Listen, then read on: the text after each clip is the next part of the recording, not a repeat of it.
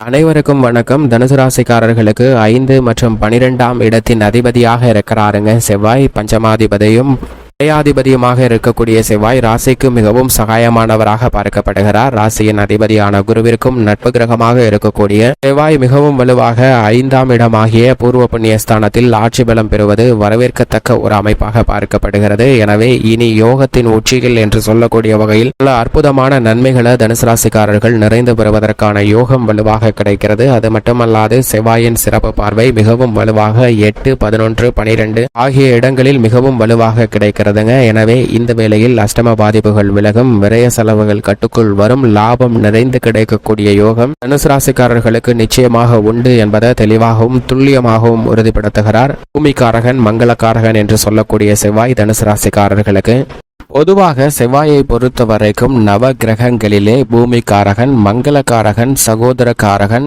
உத்வேகக்காரகன் என பல்வேறு வகையில அழைக்கப்படுகிறாருங்க. ஏனென்றால் செவ்வாய் கொடுக்கக்கூடிய ஆற்றல் வீரம் என்பது வீரத்தையும் தைரியத்தையும் அதிகப்படுத்தக்கூடிய ஒரு அமைப்பாக பார்க்கப்படுகிறது. எனவேதான் செவ்வாயின் ஆதிக்கம் நிறைந்தவர்கள் பெரும்பாலும் ஆக்க சக்தி கொண்டவர்களாக பார்க்கப்படுகின்றனர். விளையாட்டுத்துறை, மருத்துவம் போன்ற துறைகளில் தங்களுடைய ஆதிக்கத்தையும் ஆளுமையும் செலுத்தக்கூடிய தலை சிறந்த நபர்களாக இருப்பவர்கள் நிச்சயமாக செவ்வாயின் ஆதிக்கத்தில் பிறந்தவர்களாக தான் பார்க்கப்படுகின்றனர். அப்படிப்பட்ட செவ்வாய் நவ கிரகங்களிலே மிகவும் முக்கியமான ஒரு கிரகமாக பார்க்கப்படுகிறார். ஏனென்றால் நவ கிரகங்களிலே குரு மற்றும் சனிக்கு அடுத்தபடியாக சிறப்பு பார்வை உண்டு என்றால் அது நிச்சயமாக செவ்வாய்க்கு மட்டும்தான் என்று சொல்லிவிடலாம். அப்படிப்பட்ட செவ்வாய் ஆட்சி பலம் பெற்று மிகவும் வலுவாக ஜூன் 1ஆம் தேதியிலிருந்து மிக வலுவாக ஜூலை 14ஆம் தேதி முடிவதற்குள் பல அதிரடியான மாற்றங்களை ஆட்சி பலம் பெற்று ஏற்படுத்த போகிறாருங்க. எனவே யோகத்தின் உச்சியில் பல்வேறு வகையான நன்மைகளை இந்த செவ்வாய் பயிற்சியானது உருவாக்கி கொடுக்கிறது என்பதுதான் யதார்த்தமான உண்மையாக பார்க்கப்படுகிறது. செவ்வாய்க்கு ஆட்சி வீடாக மேசமும் விருச்சிகமும் உள்ளது.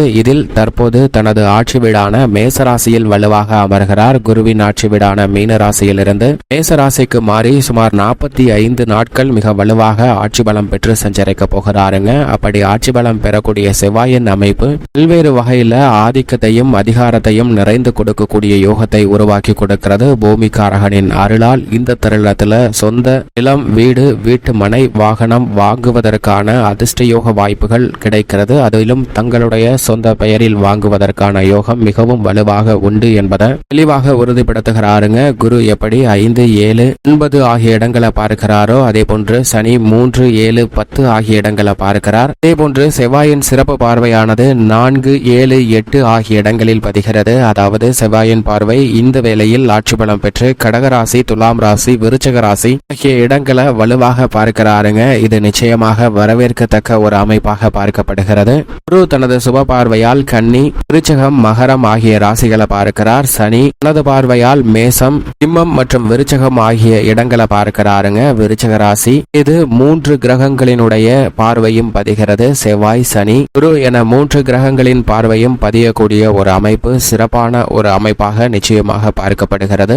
என்றால் மங்களகரகரான செவ்வாயின் அனுகிரகை இல்லாமல் எந்தவிதமான மங்களகரமான நிகழ்வுகளை செய்வது என்பது நிச்சயம் சாத்தியமற்ற ஒரு அமைப்பாக தான் பார்க்கப்படுகிறது. எனவே திருமண பொருத்தங்களில் மிகவும் முக்கியமாக செவ்வாயினுடைய பங்களிப்பு மிக அதீதமாக அனைவராலும் கவனத்தில் எடுத்துக்கொள்ளக்கூடிய ஒன்றாகவும் உள்ளது. அப்படிப்பட்ட வலிமை வாய்ந்த செவ்வாய் தற்போது ஆட்சி பலம் பெற்று அமர்வது நிச்சயமாக திருமணம் உள்ளிட்ட பல்வேறு வகையான சுப நிகழ்வுகள் இனிமையாக கைகூடுவதற்கான அதிர்ஷ்ட யோகம் நிறைந்த ஒரு தருணமாக அமைய போகிறது என்பதை தெளிவாக உறுதிப்படுத்துகிறாருங்க. மட்டுமல்லாது செவ்வாயின் சிறப்பு பார்வையும் பல்வேறு இடங்களை வலுப்படுத்தக்கூடிய வேளையில் பல அதிரடியான நன்மைகள் நிறைந்து கிடைக்கும். பொதுவாக செவ்வாய் ஒருவருடைய ஜாதக அமைப்பில் மிகவும் வலுவாக 3, 6, 11 ஆகிய இடங்களில் இந்த 3 இடங்களில் அபரிவிதமான வளர்ச்சியும் முன்னேற்றத்தையும் அள்ளி கொடுப்பார். அதே போன்று ஜென்மம் அஷ்டமத்தில் அமரும் போது சற்று சிரமம் ஏற்படுவதற்கான ஒரு சூழல் உண்டு. மற்ற இடங்கள்ல ஒரு நடுநிலையான பலனை இருக்கிறாருங்க. நன்மை தீமை கலந்த ஒரு அமைப்பாக தான் மற்ற இடங்கள் பார்க்கப்படுகிறது.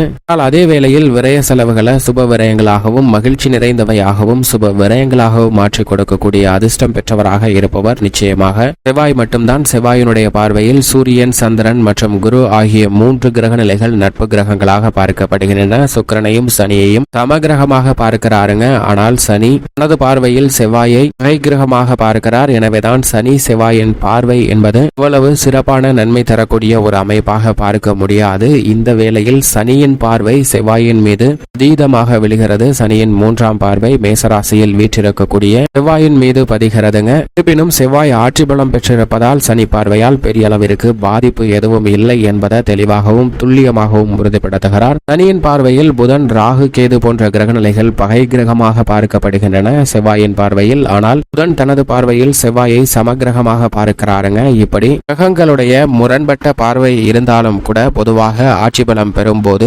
பல்வேறு வகையில நல்ல மாறுதல்களையும் முன்னேற்ற வாய்ப்பையும் அதிரடியாக ஏற்படுத்தி கொடுப்பாருங்க செவ்வாய். மேலும் குறிப்பாக பூமிக்காரகன் என்று சொல்லக்கூடிய இந்த வேளையில் நீங்கள் நீண்ட நாட்களாக திட்டமிட்டு அதற்கான முயற்சியில் ஈடுபடக்கூடியவர்களுக்கு நிச்சயமாக சொந்தமாக வீடு, வீட்டுமனை, பண்ணை நிலம் அமைத்தல் மற்றும் புதிய வாகனம், ஆடை ஆபரண சேர்க்கை போன்றவை கிடைப்பதற்கான நல்ல வாய்ப்புகளை விபரீதமாக வழங்கக்கூடிய அமைப்பில் யோகத்தின் உச்சியில் சஞ்சரிக்கிறாருங்க செவ்வாய். எனவே இந்த சந்தர்ப்பத்தை சரியாக பயன்படுத்திக் கொள்ளுங்கள். அது மட்டுமல்லாது இந்த வேளையில் விவசாயம் சார்ந்த பணிகளை சிறப்பான முறையில் கையாளுவதற்கான பல நல்ல வாய்ப்புகளை நிறைந்து கொடுக்க போகிறாருங்க. சந்தித்து வரக்கூடிய தடைகள், தாமதங்கள் அனைத்தும் விலகும். அது மட்டுமல்லாது கால்நடை வளர்ப்பில் இந்த நாட்களாக இறங்க வேண்டும் என்று நினைத்து கொண்டிருப்பவர்களுக்கும் நல்ல வாய்ப்பும் சந்தர்ப்பமும் அமைய போகிறது. விவசாயத்துறையில் மிகப்பெரிய அளவில் சாதனை புரிய வேண்டும் என்று நினைத்து காத்து கொண்டிருப்பவர்களுக்கு விவசாயத்துறையின் அதிபதியாக இருக்கக்கூடிய செவ்வாய் ஆட்சி பலம் பெறக்கூடிய இந்த வேளையில் நீங்கள் திட்டமிடக்கூடிய பல காரியங்கள் மிக கனகச்சிதமாக நடைபெறுவதற்கான யோகம் உண்டு. சரியாக பயன்படுத்திக் கொள்ளுங்கள். உத்தியோகம், தொழில் என அனைத்திலும் தன்னுடைய ஆதிக்கத்தை செவ்வாய் சற்று கூடுதலாகவே செலுத்துகிறார். பல அதிரடியான மாற்றங்கள் உண்டு. அரசியல், கலைத்துறையிலும்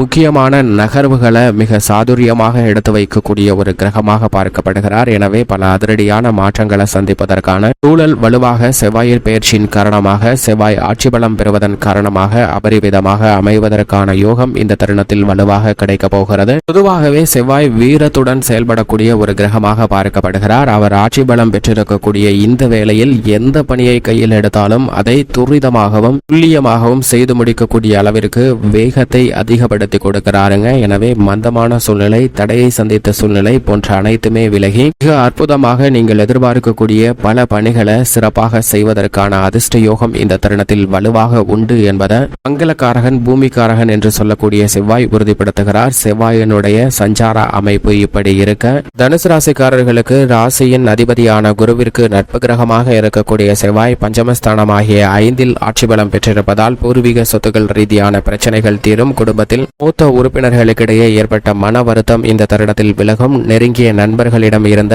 மனஸ்தாபமும் விலகுகிறது. உறவுகள் பலப்படக்கூடிய வகையில் பூர்வ புண்ணிய ஸ்தானத்தை மிகவும் வலுவுள்ளதாக மாற்றுகிறாருங்க செவ்வாய். இது நிச்சயமாக தனுசு ராசிக்காரர்களுக்கு வரவேற்கத்தக்க முன்னேற்றத்தை அள்ளி கொடுக்கக்கூடிய ஒரு சிறந்த அமைப்பாக தான் பார்க்கப்படுகிறது. எனவே தனுசு ராசிக்காரர்கள் சந்திக்கக்கூடிய பல நெருக்கடிகள் விலகும். ஏனென்றால் அஷ்டமஸ்தானத்தை வலுவாக பார்ப்பதால் அஷ்டம பாதிப்புகள் விலகி சுப நிகழ்வுகளில் ஏற்பட்ட தடைகள் தவிடுபடியாகிறது. எனவே சுப நிகழ்வுகள் இனிமையாக கைகூடுவதற்கான யோகம் தனுசு ராசிக்காரர்களுக்கு நிறைந்து கிடைக்கிறது. விரய செலவும் சுப விரயங்களாக மாறும். புதிய முதலீடுகளை அதிகரிப்பதற்கான யோகம் நிச்சயமாக உண்டு. இனி யோகத்தின் உச்சியில் என்று சொல்லக்கூடிய வகையில் உத்தியோக ரீதியாக மனதிற்கு பிடித்த வேலை, தொழில் ரீதியாக சிறப்பான மாறுதலும் முன்னேற்றமும், புதிய தொழில் துவங்குதல் என அனைத்தும் சிறப்பாக அமையும். ஏனென்றால் லாபஸ்தானத்தை வலுவாக பார்க்கிறார் செவ்வாய். எனவே அதிரடியான பல மாற்றங்களும் முன்னேற்றமும் இந்த தருணத்தில் மிகவும் வலுவாக தனுசு ராசிக்காரர்களுக்கு நிறைந்து கிடைக்கிறது என்பதை மங்களக்காரகனான செவ்வாய் உறுதிப்படுத்துகிறார். அது மட்டுமல்லாது கலைத்துறை மற்றும் அரசியல் துறையின் நாயகனாக இருக்கக்கூடிய ராசியின் அதிபதியான குருவுடன் இணைந்து சுக்கிரன் வலுவாக சஞ்சரிப்பதால் கலைத்துறை, அரசியல் துறையில் புதிய வாய்ப்புகள் வலுவாக கிடைக்கப் போகிறது. பல அதிரடியான வகையில் சந்தித்து வந்த தடைகள் விலகும். சிறப்பான முன்னேற்றமும் வளர்ச்சியும் இந்த தருணத்தில் நிச்சயமாக நிறைந்து உண்டு. மேலும் இந்த தருணத்தில் பெண்மணிகளை பொறுத்த வரைக்கும் குரு சுக்கிரன் 6இல் வீற்றிருக்கக்கூடிய இந்த வேளையில் பஞ்சமஸ்தானத்தில் செவ்வாய் சஞ்சரிப்பதால் பெண்மணிகளுக்கு இருந்து வந்த